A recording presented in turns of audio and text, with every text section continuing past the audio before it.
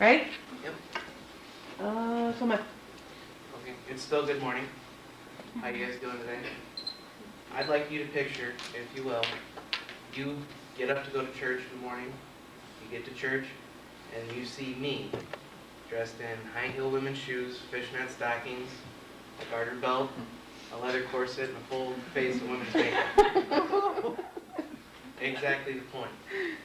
If you went to a Rocky Horror Picture Show participation event, you are going to somebody else's church. This is a cult. They have all the necessary things that you see in a religion. They have a primary text to follow. They have a specific time and place of worship. They have an orator that comes up and spreads the word of Rocky Horror. These are all things that you would see at a Rocky Horror Picture Show event. Lately, I've studied this quite a bit. I recently presented a paper on why participants go to the show at the gender conference here at CLC. It's become kind of a fascination, and it's really a good time. So, overall, I think something that puts people off about the Rocky Horror Picture Show and the participation event is it seems too far off of normal. Well, it kind of is, but all these people are really normal in their everyday lives. They just let loose at the Rocky Horror Picture Show event. So, when I surveyed the class to find out what you guys knew, only a third of you, 5 of 15, had seen the movie. And I don't blame you, it's a horrible movie. It really is. 2/3 of you, 10 out of 15, knew what the participation event was. Now, I was kind of disappointed that only 3 of us in the room have been to a participation event. But not a big deal, because the hopeful thing is, all but 2 of you said that given just a little bit more information, you would go to a participation event. I won't say who the 2 people were. So, I'd like to talk to you a little bit today about what goes on at the Rocky Horror Picture Show event, what the people are really like, and some of the nostalgia involved that would be a cool reason to go and see this. So, what really goes on at the show? Well, I kind of already described to you what you might see there. I don't dress up as that character, but you walk into the movie theater and it's kind of like a scene from Mardi Gras. People are scantily clad. They don't adhere to normal mainstream society's ideas of normal, but they have a good time. They dress up as their favorite character from the movie, and if you've seen the movie, it's a lot of cross-dressing, things of this nature, but they have a good time with it. You sit down in your seat, and you kind of are wondering what's going on, but somebody gets up to the front of the theater and starts giving the public service announcement. This is where he says what they'll put up with in the theater, what they won't. Things like, there's no sex inside the theater. You kind of look around and go, this could or could not happen. He says, there's no drinking or drugs allowed in the theater. And you were thinking to yourself, well, drinking wouldn't be bad right now, and all of these people are on drugs. It's just, something that's fun. One of the main things they do with the Rocky Horror Picture Show is the movie's horrible, and it's got this campy, cheesy dialogue, and there's these huge pauses. And in these pauses, because the movie's so bad, the audience members start yelling stuff back at it. And it's usually a risque statement. I won't say any in class right now, but we'll get to some risque stuff in a little while. They also have the physical interaction. And throughout the years, this started in 1977, they figured out certain things that they want to do during certain scenes. They sell participation kits in the lobby, where you can buy some of the stuff if you're a new person or a virgin. Or if you're already an established member, you bring the stuff from home. One of the big things is throwing Scott's toilet paper. There's a character in the movie named Dr. Scott. And when he walks in, they yell, "Great Scott!" And everybody in the theater throws their roll of toilet paper. There's hundreds of rolls of toilet paper, depending on how big the theater is, that are flying at one time. It's pretty fun. The other big thing they do is, during a dinner scene, all the characters are around the table, and the absolute main character, Dr. Frankenfurter, yells, "A toast!" So everybody has either brought or bought in a participation kit a piece of toast, and everybody throws it at that time. You might get wet, there's water fights, depends on which theater you go to. The Oriental in Milwaukee is probably the best. It's been having the Rocky Horror Picture Show participation event since 1978. So that's about 31 years. They have a really dedicated group of fans that dress up and go. They also, if you're more interested, this is where I got a lot of my initial information when I started researching for my other paper, is RockyHorror.com. They have all this stuff available. Now, I had it a little earlier, but you got to talk about the virgin sacrifices when you talk about Rocky Horror. This is one of the most fun parts. Anybody that hasn't been is considered a virgin. So at the beginning, after the public service announcement, they say, okay, virgin sacrifices. Everybody that has never been before goes to the front of the theater. The people that are kind of moderating the event pick off pairs. It's usually a guy and a girl. It's usually like 3 pairs of 2. Guy and a girl. They hand the guy a prosthetic male appendage, and the female has to kind of do some kind of touching.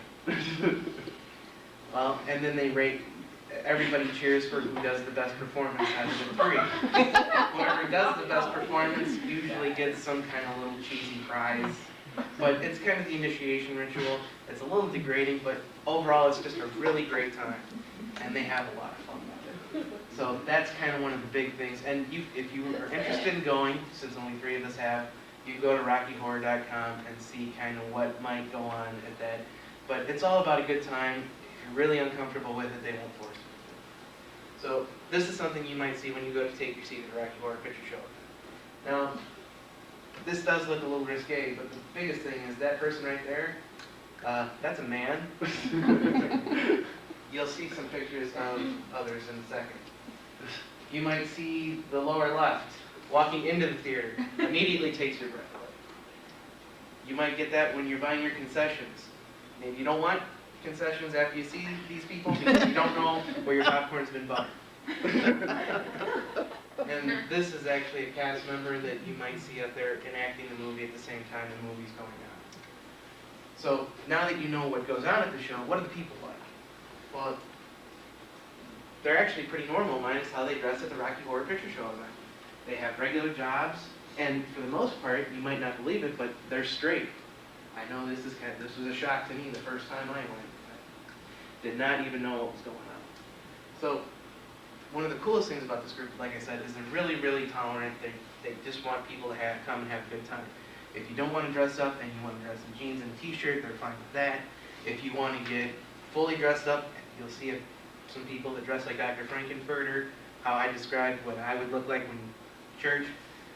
They're fine with that too. It's all about having a good time. It really is.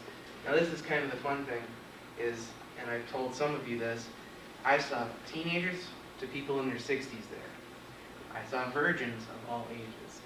The biggest, you usually see teens as the virgins. But there was this 40 to 45-year-old lady at one of the shows I went to. She got paired with like a 17-year-old boy. The boy's sitting there holding the prosthetic male appendage, and she outdid everybody. She got on her hands and knees and started performing fellatio and prosthesis. Really a great time. And everybody in the theater was standing up, standing ovation, had a great time. If there was champagne would have been flowing. I mean, it was just a great experience. So this is pretty much the main character that people go as. This is Dr. Frankenfurter from the movie. He is way out there, insanely kind of looking, but that's pretty much how I would describe the imagery I used earlier. Okay, so now that you know about the people and you know about what goes on at the event, what could be another reason that they might go other than just a good time? Well, there's nostalgia here. This participation event is kind of like a time machine. This movie came out in 1975, flopped big, and then it took off in 1977 when it was re-released for a midnight show. People flock to it because they don't have the same ideas of physical beauty. You're not expected to do anything. You can have this release of just being a character from the movie if you want. It was really a good time. I interviewed a guy named Scott Hamlin, who is a cast member, one of the people that moderate the show, and he's been doing it since '78. That's like 30 years he's been doing this, and he told me about all this cool stuff and how it was really like, he got into it when he was 18 because there was a lot of sex going on in the theater, things like this. And he's a nut. I mean, he had like a Rocky Horror wedding with his wife, but really just a great guy. And they're really cool. If you want to go up and talk to them, ask them, how did you get into this? They'll completely tell you everything. They'll tell you their life story surrounding Rocky Horror. So according to Veronica, at first when this started, it was people that were already involved in the sexual revolution, like, you know, Peace, Love, and Understanding in 1969. These people would flock to this because it was kind of a return even then to 10 years prior.